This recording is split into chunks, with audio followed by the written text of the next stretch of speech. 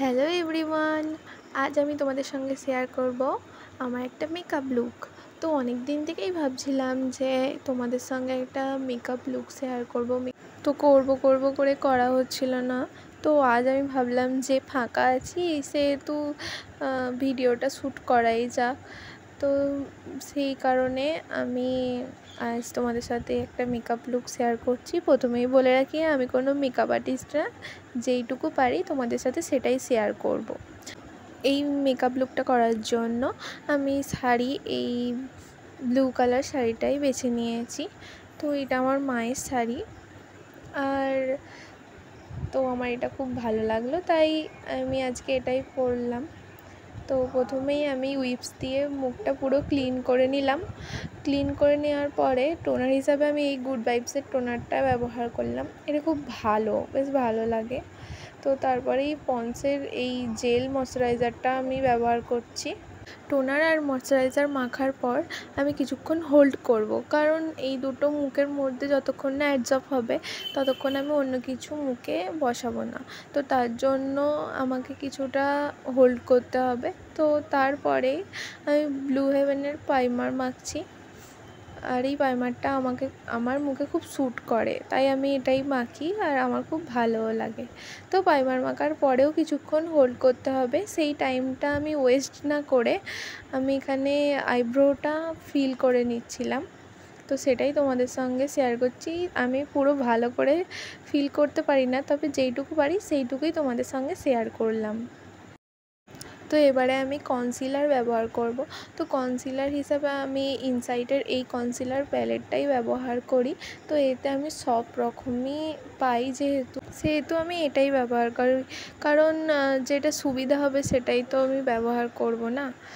তো এইটা প্রথমে আমি ভালো করে ব্লেন্ড করে নিলাম কনসিলারটাকে, কারণ ব্লেন্ড না করলে বেসটা ঠিক ভালো আসে না। সব কিছুই কনসিলার বলো, ফাউন্ডেশন বলো, সব কিছুই ভালো করে ব্লেন্ড করতে হবে।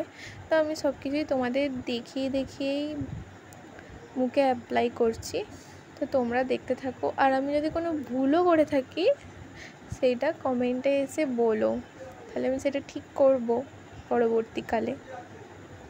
তো আমি এখানে বলছি যে আমার কনসিলার মাখা কমপ্লিট। তো এবারে ফাউন্ডেশন হিসাবে আমি এখানে ফিটমির ফাউন্ডেশন ব্যবহার করছি। তো ফিটমির ফাউন্ডেশনও আমার খুব ভালো লাগে। তো এবারে ব্লাশ, তো আমি ব্লাশের জন্য একটা লিপস্টিক ব্যবহার করছি, আর এই লিপস্টিকটা দিয়েই আমি ব্লাশটা করি, কারণ আমার এটা দিয়েই খুব ভালো কাজ চলে যায়। আর তোমরা কারা এরকম লিপস্টিক দিয়ে ব্লাশ দাও, তো আমাকে কমেন্টে জানিও। তো তারপরে পুরো মেকআপটা লক করার জন্য আমার একটা পাউডার দরকার। তো আমি এই পাউডার হিসাবে আমি ওই পন্সের ওই পাউডারটা, চন্দনের পাউডারটা ব্যবহার করেছি। তো তারপরে কম্প্যাক্ট হিসাবে ফিটমিরই কম্প্যাক্ট ব্যবহার করি আমি, তো ওটাই করেছি। তো এবারে আই মেকআপ করার জন্য আমি এখানে মার্সের এই ছোট্ট প্যালেটটা ব্যবহার করছি। তো এখান থেকে আমি একটা নিউড কালার আমার চোখের আইলিটে দেবো।